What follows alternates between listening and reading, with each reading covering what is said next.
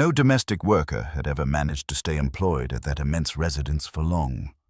Not a single one. The imposing wrought iron gates of the estate, situated in the most affluent district of Beverly Hills, commanded attention and admiration from anyone who passed by.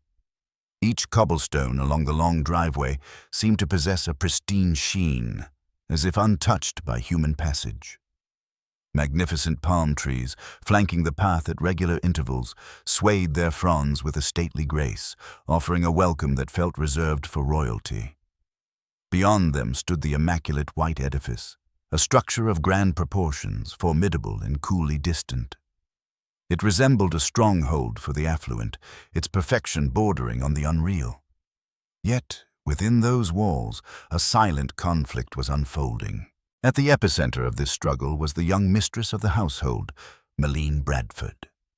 Meline was merely 32 years of age, almost 3 decades younger than her husband, a man of immense wealth. Whispers and gossip were rampant, with many labeling her a mere trophy spouse, married for her striking looks, a dazzling adornment intended for public display. However, even her most fervent detractors couldn't dispute one undeniable fact.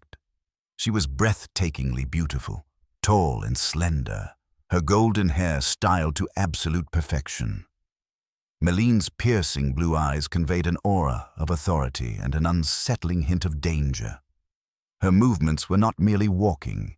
She glided with an effortless elegance, propelled by costly footwear. Even a simple morning promenade through the gardens necessitated designer silk attire from premier Italian fashion houses. A subtle, luxurious fragrance trailed her wherever she went, serving as a constant reminder of her untouchable presence. But this striking beauty was accompanied by a chilling streak of cruelty. Her words were as sharp as any blade, capable of inflicting deep, lasting wounds. Meline was notorious for striking her domestic staff without any provocation. A sudden slap, a forceful shove, or a contemptuous gesture could occur at any moment without apparent reason. The most disturbing aspect, however, was not the physical aggression but the venom of her racial prejudice. Every maid employed in the household was a woman of color from humble backgrounds, and each had been subjected to her disparaging remarks regarding their heritage and complexion. She labeled them as unrefined, uncivilized, and uneducated. Her gaze, laden with disdain, would fix upon anyone who dared approach too closely. In the scant 6 months since becoming Mrs. James Bradford, 9 domestic workers of color had fled the estate. Some departed under the cover of darkness, their faces streaked with tears, vowing never to return, even if it meant facing destitution. Others slipped away before dawn, too fearful to cast a backward glance. One individual had even scaled the rear perimeter fence barefoot, stumbling through the darkness until her feet were lacerated, too desperate to pause and retrieve her only pair of shoes. She fled as if a single look back would condemn her to an unending nightmare.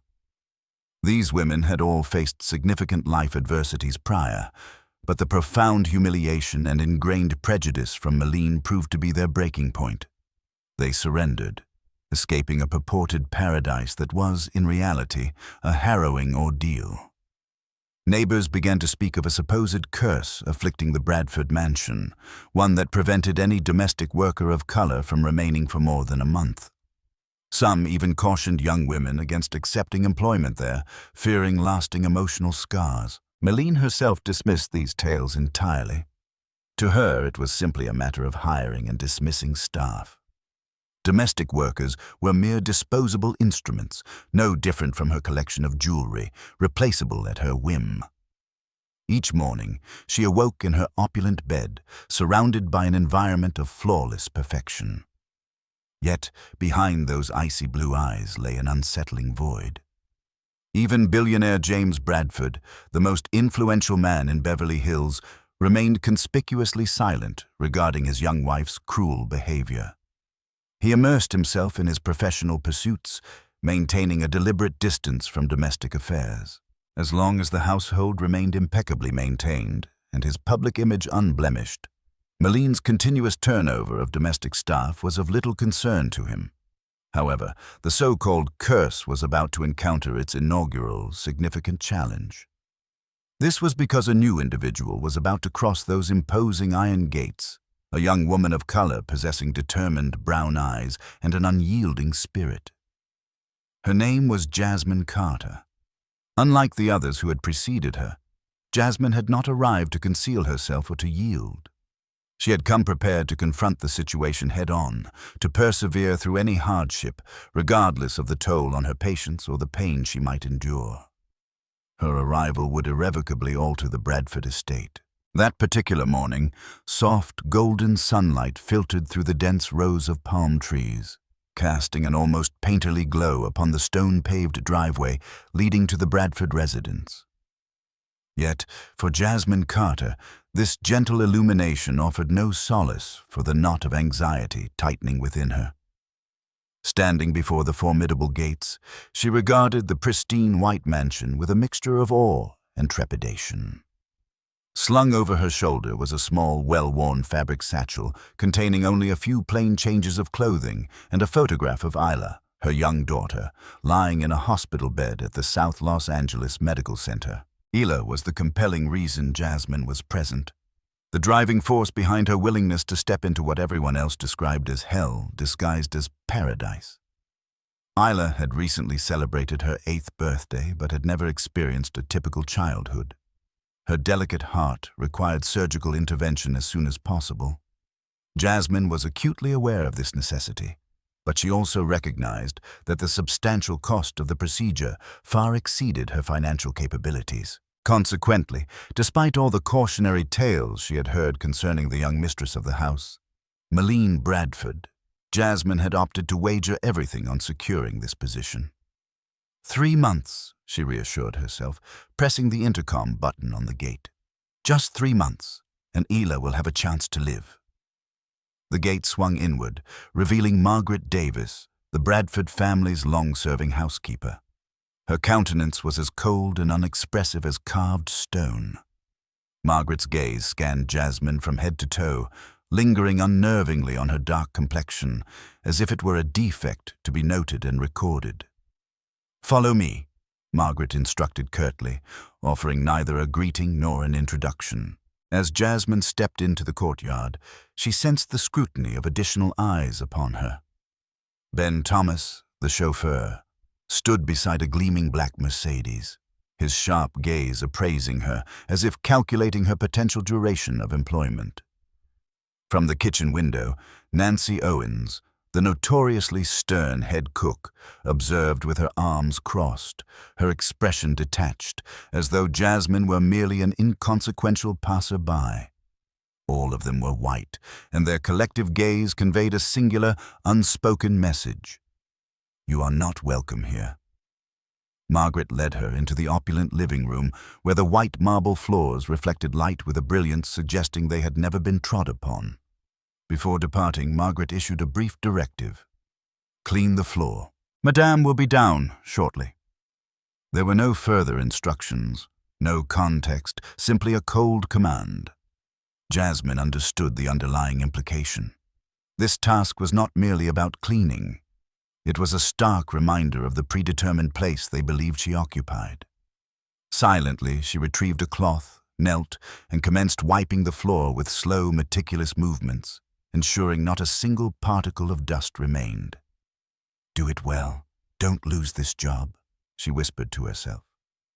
However, just as she completed the final careful sweep, the sharp click of heels echoed from the staircase, each step measured, confident, and imbued with a subtle, menacing undertone. Meline Bradford appeared at the top of the stairs, her icy blue eyes fixed intently on Jasmine. She was attired in a wine-red silk dress that clung flawlessly to her figure, her golden hair elegantly swept up in an immaculate style. One hand cradled a delicate porcelain teacup, while the other rested lightly on the banister, reminiscent of a monarch preparing to bestow a favor. Her gaze drifted slowly from Jasmine's face to her skin, then to the slender hands clutching the cleaning cloth, her lips curving not with warmth, but with palpable disdain. "The new maid?" she inquired, her voice chillingly flat. "Yes, ma'am. My name is Jasmine. Jasmine replied, lowering her head politely. Meline offered no verbal response. She moved closer, surveying the spotless floor. Then, with deliberate grace, she tilted her teacup. The hot liquid cascaded onto the marble, creating a dark brown stain against the pristine white surface. Jasmine recoiled in surprise, looking up at Meline, who merely offered a cool smile and shook her head as if Jasmine had committed an unforgivable error. "This floor," Meline stated softly, each word delivered with the precision of a sharpened blade, "was impeccably clean before you entered this residence. I can never comprehend why they continue to send me lazy, incompetent individuals like yourself." The other staff members paused their tasks, their attention drawn by curiosity toward the unfolding scene. Meline was fully aware of this. It was precisely her intention to humiliate Jasmine publicly. "Clean it now," she commanded, her tone laced with a hint of satisfaction. Jasmine knelt once more, scrubbing diligently, while derisive whispers circulated amongst the onlookers. Jasmine's cheeks flushed with humiliation, but she suppressed any outward display of emotion, refraining from tears or protest. Her thoughts remained solely on Isla, waiting, harboring hope that her mother would return with a possibility of survival. 3 months, she whispered again, her voice a solemn vow. "I will not lose this job." It was within this quiet determination that Jasmine unknowingly embarked on the initial phase of a battle, one that would pit her against the most formidable woman within this tempestuous mansion. 3 months, just 3 more months, Jasmine repeated the words internally each morning, like a silent supplication as the dawn light crept through the heavy draperies. Her modest living quarters, situated far from the main section of the Bradford mansion, had once served as an old storage area, now quaintly referred to as the domestic staff's quarters. The formerly white walls had yellowed with age, and the narrow bed in the corner creaked ominously. However, Jasmine never voiced a complaint. She had not come seeking comfort. Her sole objective was to survive, for both herself and her daughter. Following that initial confrontation with Meline Bradford, Jasmine understood the imperative of remaining perpetually vigilant. To Meline, Jasmine was not merely a domestic employee, but a pawn in a game, a target designed to test her resilience and dignity. The first such trial materialized the very next morning. As soon as Jasmine entered the kitchen, Margaret cast a glance in her direction before subtly nodding toward a gleaming silver tray. "Madam desires lemon water each morning," she stated flatly. "Precisely 3 slices of fresh lemon, water at room temperature. Never cold, never warm, and absolutely no seeds in the glass."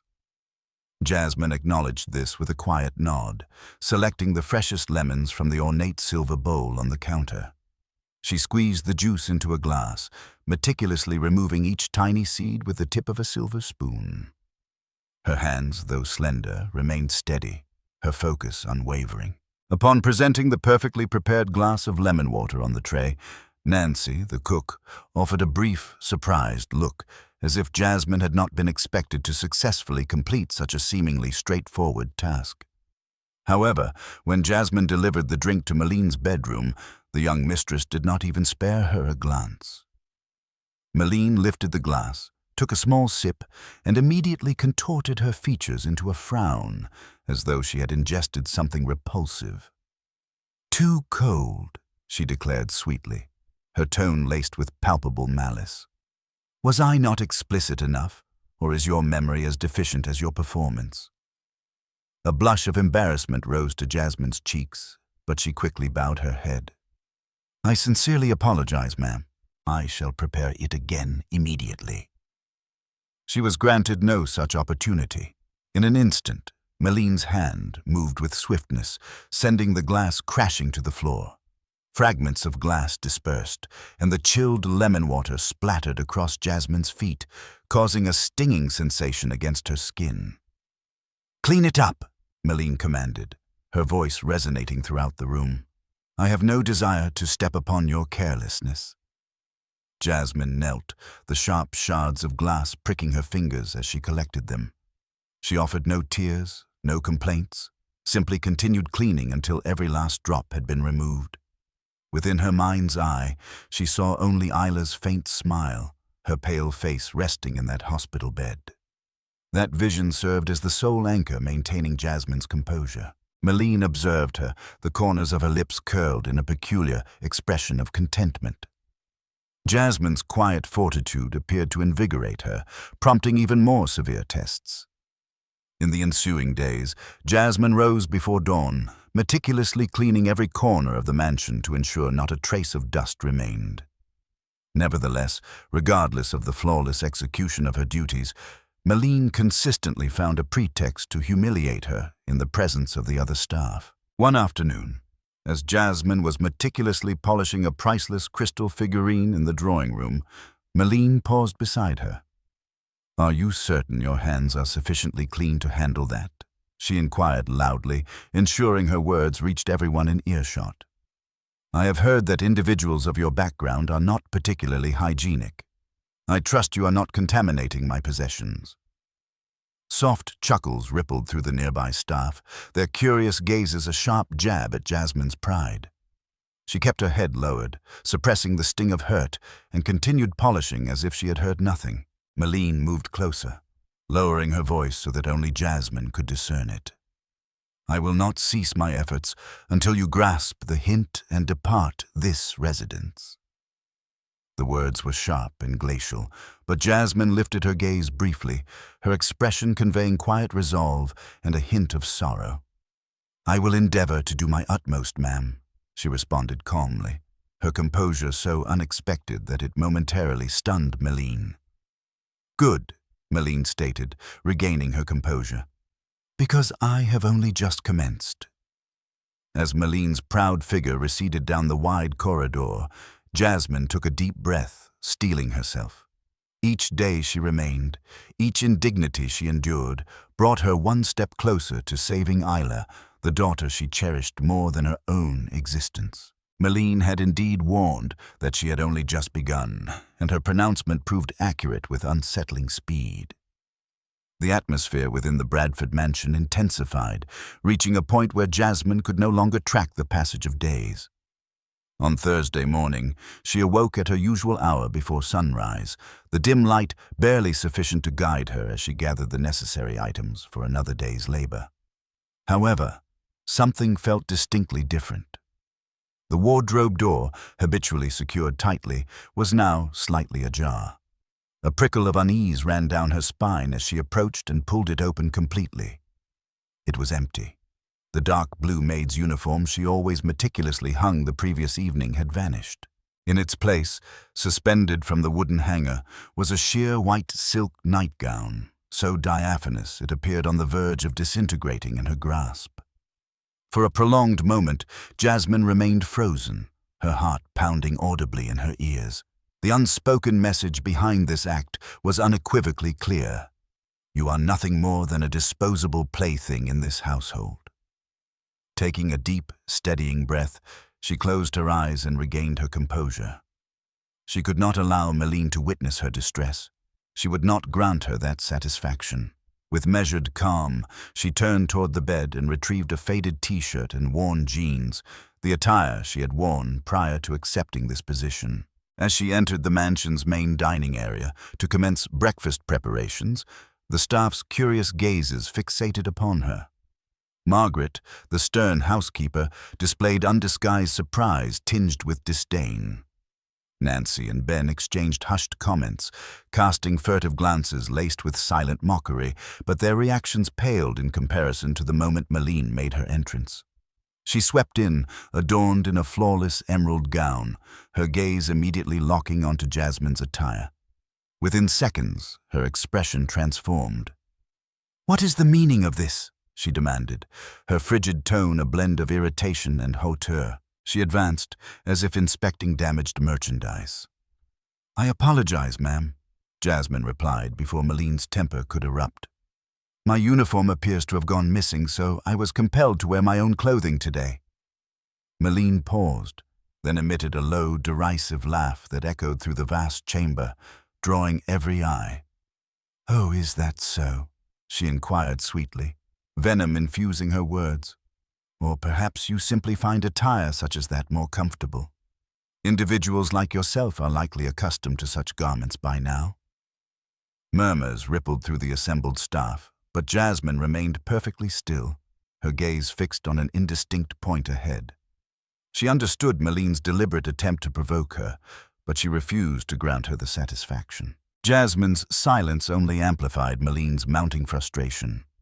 Her voice escalated, determined to humiliate Jasmine in front of everyone. "Observe her," Meline declared, gesturing toward Jasmine. "This is precisely why I must replace the help so frequently. I have no idea where they source individuals like this. Filthy, uneducated, bringing nothing but squalor into my home." She moved even closer, her voice dropping to a low, sharpened tone. "Do you presume your complexion affords you the liberty to conduct yourself as you please within these confines? This is not the impoverished district you are accustomed to. There is absolutely no place here for someone as base as you." The air in the room seemed to still, the silence palpable. No one moved. No one spoke. Jasmine felt each word pierce her like a sharp needle, a tight sensation constricting her chest and stealing her breath. Yet she refused to weep. Not now, not in Meline's presence, not in front of anyone. She inclined her head slightly, her voice remarkably calm, so calm it surprised even herself. "I apologize, ma'am. I shall improve my conduct." That simple reply struck Meline as if she had been physically struck. She had anticipated Jasmine's complete breakdown, her tears, her outburst, anything that would have provided justification for dismissing her. However, Jasmine offered no such recourse. She absorbed every insult with an unsettling composure. Meline turned abruptly, her hands clenching into fists as she departed, her fury simmering beneath the surface. She realized, for the first time, that she was losing her grip. Jasmine's composure was her form of defiance, and it was proving effective. Behind her, Jasmine resumed her tasks as if no extraordinary event had occurred. Yet deep within her heart, a silent prayer ascended. "Ela, I will not falter. I promise." From the moment Jasmine calmly endured Meline's cruel humiliation, she recognized that the psychological warfare within the Bradford mansion had escalated to a perilous new threshold. What she failed to realize was that from a distance, another individual had begun observing her with increasing attention, silently, but with growing contemplation. It was James Bradford. James rarely spent significant time within the cold, immaculately maintained white mansion. His existence was consumed by multi-billion-dollar real estate ventures spanning across California, and he seldom involved himself in domestic matters. However, on this particular day, fate seemed intent on placing him directly in the path of what had, until that moment, been nothing more than whispered rumors. Late in the afternoon, the golden light of the setting sun cast long shadows down the upstairs hallway. Having just concluded an important meeting downtown, James was weary and heading directly towards his private study when the sharp, icy tone of Meline's voice drifted from the master bedroom. "What on earth are you doing?" he heard her say. Something in her voice, familiar yet unusually sharp, caused him to slow his pace and stop outside the door. Through the narrow opening, he observed Jasmine standing with her head bowed, her hands trembling as she gripped a crystal perfume bottle that had nearly toppled from the vanity. It was baccarat crystal, an anniversary gift James had once presented to Meline. He was aware of its considerable value, but also that it was certainly not worth such unrestrained fury. "I am so very sorry, ma'am," Jasmine murmured, her voice contrite yet steady. "I will exercise greater caution." Meline did not permit her to finish. Her hand shot out, striking Jasmine's cheek with a sharp crack that nearly caused her to drop the bottle again.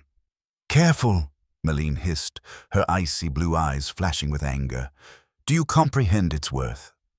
You will never possess anything of this caliber in your lifetime, Jasmine. I have reached my limit of tolerating the carelessness and sheer incompetence of individuals such as yourself." James froze, utterly stunned. He had been aware that Meline could be demanding, even cutting in her remarks, but he had never conceived of her exhibiting such overt cruelty towards a household employee. What astonished him even more was Jasmine's reaction. No shouting, no tears, merely silent endurance. Placing the bottle carefully back onto the vanity, Jasmine bowed her head low and stated softly, but with a quiet determination, "I understand, ma'am. I shall improve my performance." Meline's face contorted with frustration at the absence of any emotional reaction. With an irritated flick of her hand, she turned toward the door, nearly colliding with James. Their eyes met for a brief, tense moment. Meline quickly reverted to her characteristic cool demeanor, but James felt an unfamiliar sensation, discomfort at the expression in his wife's eyes. "What transpired?" he inquired, his voice calm, yet expectant. "Nothing," Meline replied too hastily, her tone laced with defensiveness. "Just the maid's carelessness." James glanced past her at Jasmine, who was exiting the room with her head down, her hands still trembling, but her eyes alight with a quiet resolve. A peculiar feeling stirred within him, not precisely anger, but a sharp curiosity mingled with a sense of unease. "I believe she understands her error," he stated slowly, deliberately. "You need not be so severe, Meline." For the first time in their marriage, Meline appeared genuinely taken aback by his quiet challenge. "You do not comprehend, James," she countered coolly. "Individuals like her perform optimally only when subjected to strict discipline. Otherwise, they invariably become complacent and sloppy." "People are fond of her, James," James repeated, his voice gaining a tight edge, his eyes narrowing with a sudden, sharp scrutiny. Meline immediately sensed her misstep. "I meant the domestic staff," she quickly corrected. "They require more diligent oversight." James offered no further remarks, his gaze fixed on the far end of the corridor where Jasmine had vanished. The ensuing silence seemed to agitate Meline, prompting her to turn and depart. James, however, remained rooted to his spot, and for the first time in their shared marital history, a profound, unsettling suspicion began to cloud his perception of his wife's character. That evening, secluded in his study, James found himself unable to dislodge the vivid image of Jasmine standing motionless, absorbing an unwarranted reprimand with an almost preternatural composure. Though impoverished and vulnerable, she displayed a fortitude he had rarely encountered. This resilience captivated him, not only regarding her, but also concerning Meline, the woman he had previously believed he understood intimately.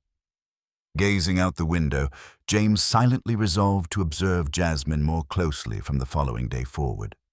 He hoped this would allow him to penetrate the polished veneer of the estate and uncover the hidden turmoil within. From the instant James Bradford inadvertently witnessed his wife's harsh treatment of Jasmine, his attention turned to a more vigilant observation of his household, particularly focusing on Jasmine herself.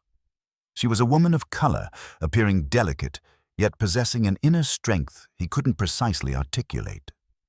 For Meline, however, Jasmine's quietude and remarkable fortitude only intensified her irritation. That unnerving placidity felt like an act of defiance, and in Meline's estimation, Jasmine became a target slated for subjugation.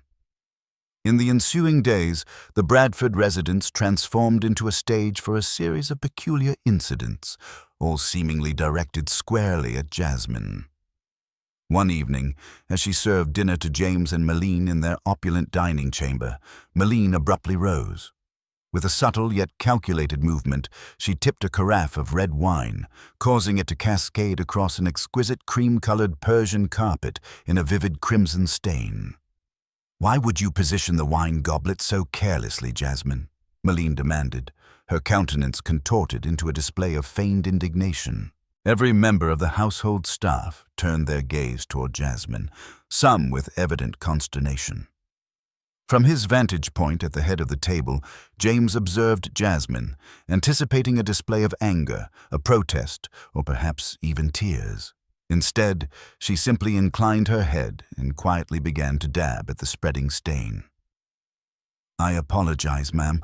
I shall exercise greater caution," she responded, her tone calm and measured, betraying no hint of protest. James was both intrigued and disquieted. He recognized Meline's gesture as deliberate, and Jasmine appeared to be fully aware of this. Yet she chose to accept the blame without betraying any outward sign of resentment. What inner fortitude, he pondered, enabled her to endure such circumstances? Meline, however, was not yet finished.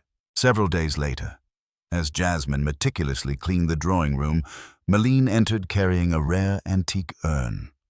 She caressed it briefly before deliberately letting it slip from her grasp.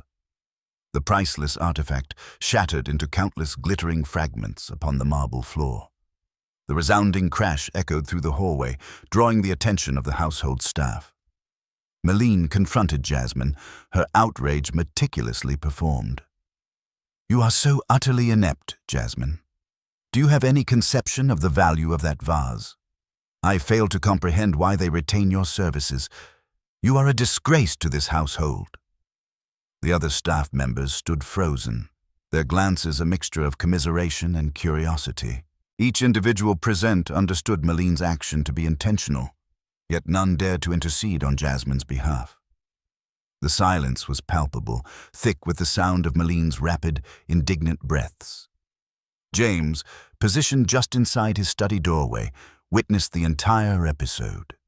His fists clenched, his thoughts a turmoil of suspicion and profound disappointment directed at his wife. Once again, Jasmine's reaction astonished him. Without uttering a word, she knelt, her hands exhibiting a slight tremor as she gathered the scattered remnants. She worked with methodical precision, her eyes downcast, until every shard had been collected. Then she rose, inclined her head slightly, and stated in that same steady cadence, "I offer my apologies for my lack of attention, ma'am." Meline fixed her with an intense stare, searching for any flicker of weakness or defiance in Jasmine's eyes. She found only an unwavering stillness and an almost unnerving dignity.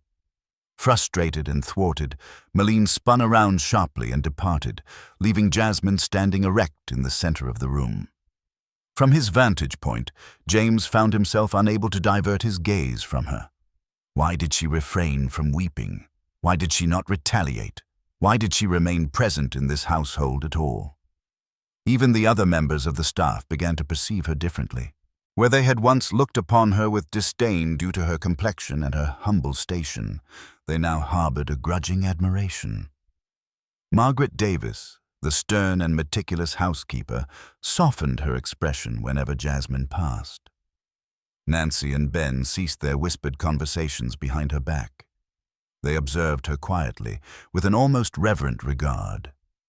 Through her sheer silence and unyielding fortitude, Jasmine had demonstrated to everyone within the Bradford mansion that true strength resided not in material wealth or social standing, but in the capacity to preserve one's dignity amidst the most challenging circumstances. And that very strength was beginning to reshape their perception of her, most notably that of James Bradford, the most influential man in the household. In the days that followed, the atmosphere within the Bradford estate remained as oppressive and charged with tension as ever. Yet, a subtle shift seemed to be occurring beneath the surface. Jasmine remained unaware that her patience and composure had created a small yet distinct fracture in the unblemished facade Meline had so diligently constructed. That afternoon, the sky took on a somber, overcast hue. Heavy clouds drifted over Beverly Hills, portending ill fortune. Jasmine was engaged in cleaning the second-floor corridor, an area she seldom frequented. As she passed the master suite, she detected an unusual sound, a faint, stifled sob, soft yet imbued with profound sorrow. She paused, feeling uneasy. She had never encountered such a sound within this residence, least of all emanating from Meline, who consistently presented an unyielding facade of cold, intimidating poise. Then, a more distinct sound reached her ears, a small, broken cry. Jasmine gently nudged the partially ajar door further open. Meline was seated there in a velvet armchair near the window, her usually meticulously styled blonde hair now unbound and cascading loosely over her shoulders. Her hands trembled as she covered her face, her shoulders shaking with suppressed sobs. It was the most delicate and vulnerable manifestation of Meline that Jasmine had ever witnessed. Upon noticing Jasmine, Meline hastily wiped away her tears, attempting unsuccessfully to reassert her glacial demeanor. She turned away, her voice forced into a tone of firmness, yet betraying an undercurrent of hurt. "Who permitted you entry?" "I beg your pardon, ma'am," Jasmine replied softly. "I was attending to the hallway and happened to overhear. Are you quite well?" Meline remained silent for a considerable interval, as if contemplating ordering Jasmine to leave immediately, but then her shoulders slumped, indicative of someone too weary to maintain their pretense. "You wouldn't comprehend, Jasmine," she whispered, her voice quivering with a deep-seated bitterness. "You could never grasp the feeling of being looked down upon by everyone around you." Jasmine stood frozen. It marked the first occasion Meline had ever addressed her with genuine vulnerability and candor. Jasmine slowly stepped inside, placed her cleaning cloth aside, and maintained a respectful distance, close enough to convey her concern. "Ma'am, at times, I do understand." Meline lifted her gaze, initially startled, as if disbelieving what she had just heard. "James's family," Meline continued, her tone tinged with an inexpressible acrimony. "They have never accepted me. They perceive me as a woman of meager origins who married for financial gain, someone consumed by vanity and ostentation. James's acquaintances too. To them, I am merely an opulent adornment, nothing more." She emitted a soft laugh, yet it carried a profound, bruised ache. "I once believed that by projecting an image of strength, of coldness, of severity toward others, I would compel their respect. However, the more I adopted this approach, the more isolated and hollow I felt." Jasmine listened attentively, and a curious sentiment arose within her, akin to empathy for the woman who had inflicted so much suffering upon her. Her voice was low, laced with sorrow. "I am acquainted with that sensation, ma'am." Meline regarded her, initially with suspicion, but the animosity in her eyes had dissipated. Only genuine curiosity remained. "How could you possibly comprehend?" Jasmine inhaled deeply, speaking with clarity and steadiness. "I have a daughter. Her name is Ela. She is 8 years of age and has been battling a congenital heart ailment since her infancy. I possess nothing, not even sufficient funds to cover her medical expenses. I have implored physicians to save her, even when I could not settle the hospital accounts." Her voice grew strained, yet she maintained her composure. "Every day spent here, every instance of enduring cruelty and humiliation, I remind myself that I am doing so for my child, because if I can retain this position for one more day, then I gain another opportunity for her to survive." Silence descended upon the room. Meline looked at Jasmine as if, for the very first time, she truly perceived her, not as a destitute servant, not as a black woman to be scorned, but as a mother, fierce and self-sacrificing. I was unaware," Meline finally confessed, her voice quivering with remorse. "I had always assumed you were—" Jasmine gently shook her head, sparing her the completion of the sentence. "I understand, ma'am. Everyone harbors their own preconceived notions, but occasionally life compels us to alter our perspectives. I have become accustomed to that over a considerable period." Meline fell silent once more, gazing out the expansive window where the dark clouds were receding, allowing the last faint luminescence of the day to filter through. For the first time in her existence, she experienced a genuine sense of shame in the presence of Jasmine, the woman she had most detested, and for the first time, Meline recognized that perhaps she herself was the truly vulnerable one within this household. That afternoon, after Jasmine had departed the chamber, having shared her heartfelt account of her gravely ill daughter, Meline remained seated in quiet contemplation by the window for an extended duration. For the first time in her life, she experienced a peculiar amalgamation of shame and sincere empathy, emotions she had previously refrained from acknowledging. That night, Meline lay awake, unable to find sleep. The image of Jasmine's sorrowful eyes and the tremor in her voice as she spoke of Isla incessantly replayed in her mind, instilling within her a deep, gnawing sense of culpability. Every unkind act, every humiliating utterance she had directed at Jasmine now prompted her to question, how did I become this person? She recollected her initial entry into James Bradford's world of affluence. At that time, a girl of modest means from a small village, perpetually burdened by a sense of not belonging. The vitriolic remarks from her husband's family and his circle of friends had become deeply ingrained in her memory over the years. Meline is merely an attractive, vapid woman, a decorative doll, nothing more. Those pronouncements had compelled her to construct the cold, sharp facade that served to shield her insecurities. However, now, confronted by Jasmine, a woman of limited means with an indomitable spirit, Meline realized she had long since lost touch with her true self. The following morning, Jasmine rose at her customary early hour, bracing herself for another arduous day. However, upon entering the kitchen, Margaret unexpectedly presented her with a small white envelope. The housekeeper's stern countenance softened almost imperceptibly. "Madam instructs you to," Margaret stated curtly before turning away. "Open it immediately." Jasmine's hands trembled as she unsealed the envelope. Within lay a few banknotes and a note penned in Meline's familiar, elegant handwriting. "Take today as a day of rest. Visit your daughter. This is for your travel expenses and to purchase something for Isla." For a fleeting moment, Jasmine's heart seemed to cease its beating. She reread the note repeatedly, scarcely able to credit her own eyes. For the first time since her arrival at the Bradford estate, she experienced a genuine display of kindness from the woman she had perceived as the most callous and unfeeling individual imaginable. Without a moment's hesitation, Jasmine swiftly gathered a few personal belongings and departed for the medical facility where Isla was receiving treatment. Throughout her journey, her thoughts were a swirl of conflicting yet warm reflections concerning Meline and this abrupt alteration in her demeanor. At the hospital, Jasmine entered the modest chamber where Isla lay upon a simple bed. The small child appeared frail, her countenance pale, but her eyes instantly brightened upon recognizing her mother. "Mom," Isla called out, her voice weak but brimming with delight. Jasmine hurried forward, drawing her into a fervent embrace. Tears streamed down her own delicate face, tears of happiness and profound longing.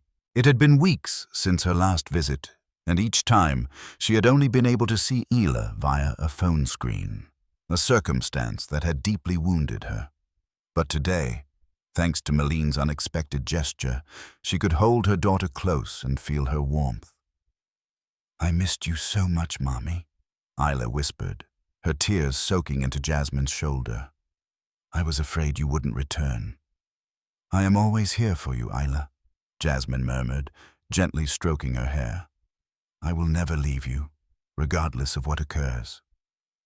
In that poignant moment, Jasmine felt an overwhelming sense of gratitude for Meline's unanticipated act of benevolence.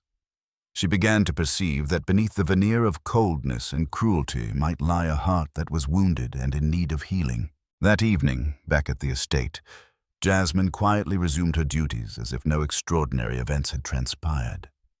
However, deep within, she couldn't dismiss the memory of the silent generosity she had received that day. On the opposite side of the expansive residence, Meline sat in her private chamber, gazing intently into the large mirror, scrutinizing every contour of her face. For the first time in many years, she observed a different woman reflected back, one imbued with insecurity, marked by scars, and someone who had significantly deviated from her true self. She contemplated Jasmine, Isla, and the boundless selflessness of a mother of modest means, enduring every hardship for the sake of her child, and she questioned whether she possessed the courage to confront her own reflection and enact change, or if she would continue to subsist within the fabricated armor she had erected. Meline stood, approached the window, and gazed out over the sprawling gardens, fading into the encroaching night. A nascent emotion stirred within her, a deep longing for transformation, for the opportunity to live authentically. And in that very moment, she understood that while numerous challenges still lay ahead, she was no longer entirely isolated. For the first time, she recognized that genuine compassion represented the singular, true force capable of mending even the most profound emotional wounds. In the days following her visit to Isla at the hospital, Jasmine began to notice a peculiar yet undeniable transformation in Meline. The sharp glances and cutting remarks, which had once felt like piercing barbs, had vanished, replaced by softer gazes and small, considerate gestures she had never previously observed from the formidable woman. One morning, as Jasmine meticulously dusted the valuable ornaments in the living room, Meline appeared behind her, her expression unusually contemplative, her blue eyes distant, as if carefully weighing a significant decision. "Jasmine," she said, her tone remarkably calm, a stark contrast to the icy inflection of the past. "Yes, ma'am," Jasmine responded cautiously, turning to face her. Meline hesitated, a rare occurrence for a woman accustomed to making swift decisions. Finally, her voice softened, conveying a sincerity Jasmine had never before encountered.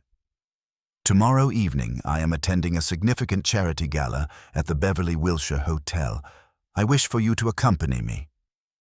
Jasmine stood stunned. She could scarcely credit her ears. She had never envisioned Meline Bradford, the very individual who had rendered her existence so arduous, extending such an invitation.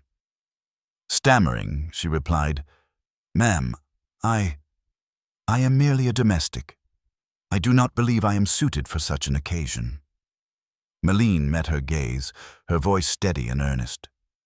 "Jasmine, you are perfectly suited for that event. In fact, you are the one who requires this engagement more than anyone." With that, she turned and departed, leaving Jasmine standing in quiet bewilderment, yet also experiencing a peculiar warmth within her chest. For the first time in her life, marked by hardship and sacrifice, Jasmine felt genuine respect emanating from someone she had never believed capable of it. The following evening, Jasmine wore a simple yet elegant gown that Meline had quietly arranged for her. Standing before the mirror, she scarcely recognized herself. She appeared as a woman of inherent dignity and strength, no longer the powerless, impoverished young woman she had once been. Upon descending the stairs, she found Meline already awaiting her, adorned in a regal emerald evening gown. Meline's eyes swept over Jasmine with barely concealed satisfaction. "You look exquisite, Jasmine. Let us depart." The charity gala was held in the grand ballroom of the Beverly Wilshire, bathed in the glow of crystal chandeliers and filled with the gentle cadence of music and polite discourse. Jasmine's steps faltered slightly amidst the presence of so many affluent and influential guests, but Meline's confident demeanor beside her provided reassurance. Meline guided her toward a gathering of prominent individuals comprising major benefactors, esteemed physicians, and leading philanthropists in the Los Angeles area. What most astonished Jasmine was Meline's introduction. "Ladies and gentlemen, permit me to introduce Jasmine Carter, the most resilient woman I have ever had the privilege to know. She is an extraordinary mother, dedicating every effort to ensure her young daughter's recovery." Every eye turned toward Jasmine, filled with warmth and admiration. A distinguished elderly woman with silver hair approached, her smile radiating kindness. "Greetings, Jasmine. I am Dr. Helen Foster, representing the Loving Hearts Foundation. Your narrative deeply moves me. How may we offer assistance to you and your daughter?" Jasmine hesitated, her heart pounding. From behind, Meline's gentle, encouraging gaze urged her forward. Finally, Jasmine spoke with quiet sincerity. My daughter suffers from a severe congenital heart condition. My sole desire is for her to undergo the necessary surgery so that she may live a life akin to other children. However, I am unable to afford the associated expenses." Dr. Foster's expression softened into one of resolute compassion. "I understand that our foundation is prepared to cover all expenditures. Hospitalization costs, medications, the surgical procedure, and post-operative care. Everything." Tears welled in Jasmine's eyes. She stood momentarily frozen, speechless. A gentle hand settled upon her shoulder. It was Meline. Jasmine turned toward the woman she had once feared and resented, now feeling only silent gratitude. Meline's voice was warm and unguarded. "I have committed many errors, Jasmine. However, I hope this gesture may serve as a means of my making amends." "Ma'am," Jasmine replied, her voice trembling, "you have bestowed upon me the most precious gift imaginable. I am at a loss for words to adequately express my gratitude."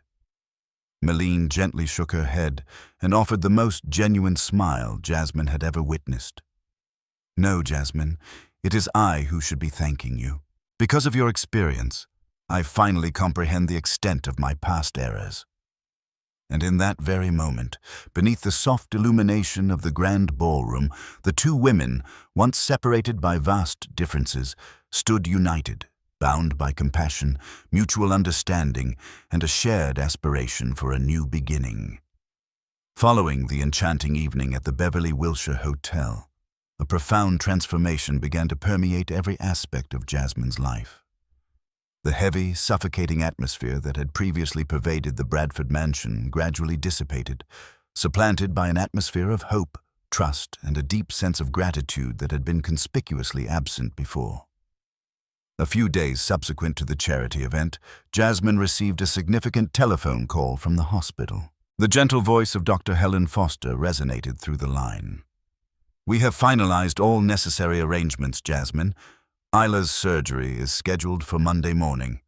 The Loving Hearts Foundation will bear all associated costs. Your daughter will soon be restored to health." The instant she heard this news, Jasmine sank into a chair, her hands trembling as she clutched her small mobile device. Joy, profound relief, and overwhelming gratitude surged through her so completely that she was rendered unable to articulate a single word. Tears streamed down her face.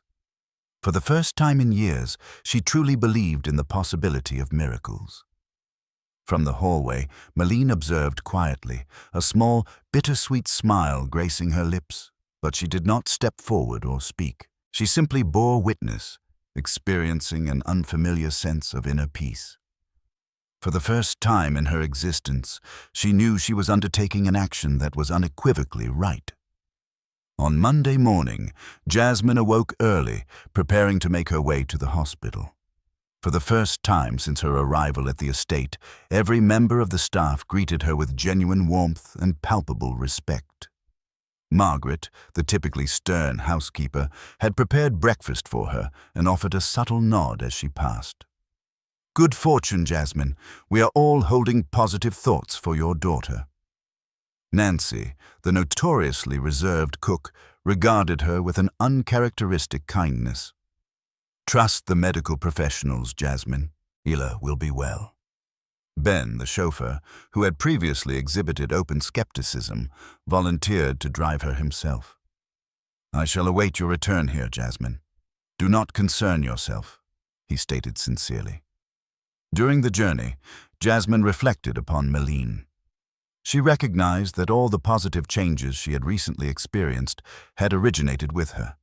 The woman of immense influence had discreetly facilitated everything necessary for herself and Isla, seeking no compensation. The surgical procedures extended for many hours, with each passing minute feeling interminable. Jasmine remained seated in the hospital's walkway, her hands clasped tightly, offering silent supplications for her young daughter.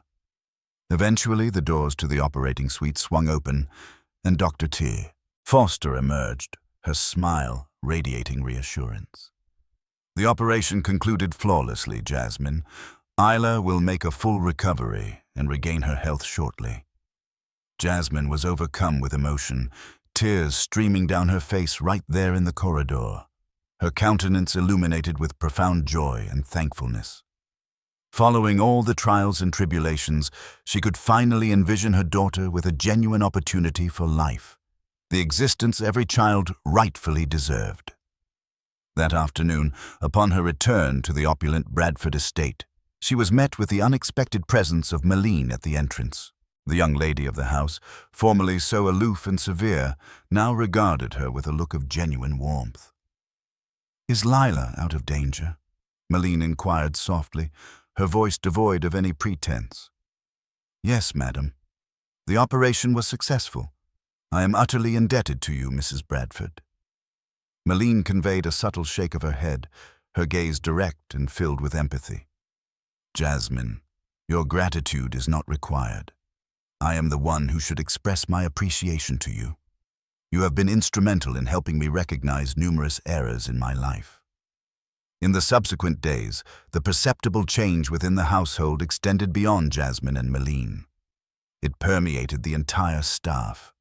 The prevailing suspicion and frosty demeanor of the past dissolved, supplanted by authentic concern and esteem. Even James Bradford, the formidable patriarch, who had consistently maintained his distance, began to perceive Jasmine in a different light. One afternoon, he encountered her in the manicured gardens and, for the first time, spoke with unreserved sincerity. "I am relieved to know your daughter has regained her health, Jasmine, and I am thankful for all that you have endured within these walls.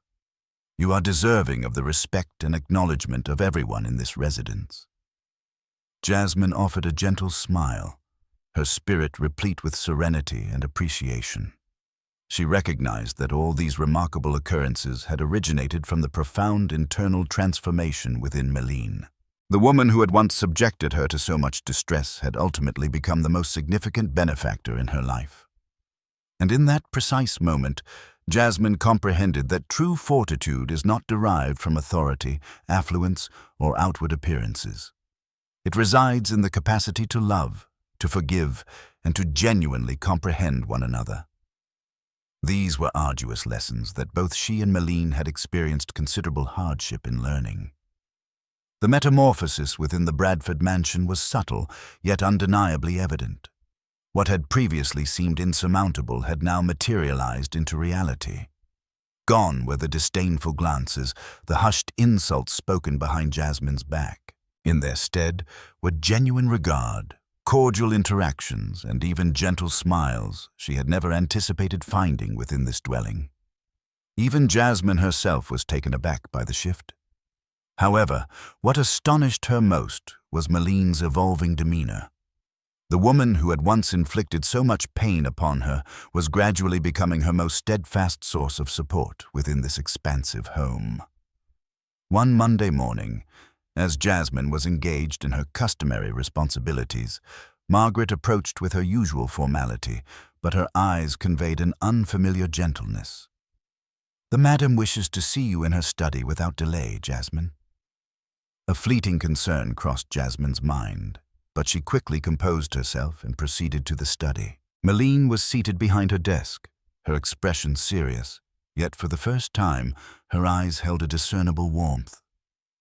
"Please be seated, Jasmine," she instructed, her tone both gentle and authoritative. Jasmine took the chair opposite, resting her hands in her lap to quell her rising nerves.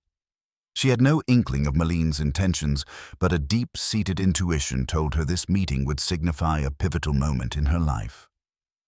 Meline commenced, her voice clear and assured.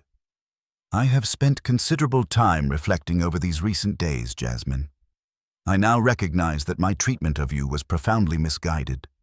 More significantly, I perceive that you are the individual who has catalyzed the most beneficial transformation in this household." For a fleeting moment, Jasmine remained motionless, her eyes wide with a mixture of surprise and deep emotion. "Commencing today," Meline continued, her tone deepening with sincerity, "I am entrusting you with the complete management of all household staff. You will assume Margaret's duties in overseeing all daily operations. This is not merely a promotion. It is the recognition you unequivocally deserve." Jasmine felt a momentary suspension of her heartbeat. She had never envisioned attaining such a position, particularly within the very establishment where she had once endured such profound humiliation. "Madam, she began, her voice faltering with unshed tears. "You have earned this, Jasmine," Meline stated with a soft smile and an encouraging look. "You have demonstrated that true strength is found in perseverance and kindness. I have complete faith in you." At that precise instant, the door opened, and James Bradford entered. His demeanor was serious, yet his face betrayed a rare hint of emotion. For the first time since Jasmine commenced her employment here, he spoke with unvarnished clarity. "I am in complete accord with Meline's sentiments. Jasmine, I wish for you to understand the depth of my gratitude for all you have accomplished for this family. You have been instrumental in restoring genuine tranquility to our home." James moved closer, gently placing a hand upon her shoulder, a gesture conveying profound appreciation and respect. "Thank you most sincerely, Jasmine. You are truly an invaluable asset we have been privileged to have." Tears traced paths down Jasmine's cheeks. Bowing her head, she replied softly, "I am the one who should express my gratitude to both of you for allowing me to remain, for saving my daughter. My appreciation is beyond measure." Meline offered a gentle nod, her eyes radiating an unprecedented warmth. "We have simply done what was right, Jasmine, and now I have another surprise for you." She produced a small key and placed it into Jasmine's palm with a tender smile. "Effective immediately, you will be relocating to the manager's residence on the estate. It is fully equipped and will provide you with significantly greater comfort." Jasmine gazed at the small key nestled in her hand, too overwhelmed to articulate her feelings. Merely months prior, she had been subjected to scorn and degradation within these very walls. Now, she was being bestowed with genuine respect, a leadership role, and a complete residence where her daughter would soon reside with her. That very afternoon, she transferred her few possessions to the apartment. It was capacious and well lit, furnished with understated yet elegant pieces, all thoughtfully arranged by Meline. From the window, Jasmine's gaze could encompass the tranquil gardens of the mansion in their entirety. Standing there, she experienced a profound shift in her life's trajectory. She had not only secured a superior position and a more comfortable dwelling, but had also reclaimed her sense of self-worth, a quality she had believed irrevocably lost. In that moment, Jasmine silently conveyed her gratitude to Meline and Rose Bradford, and even to the arduous trials she had faced, for she now understood that often the most valuable blessings in life originate from the most unexpected sources.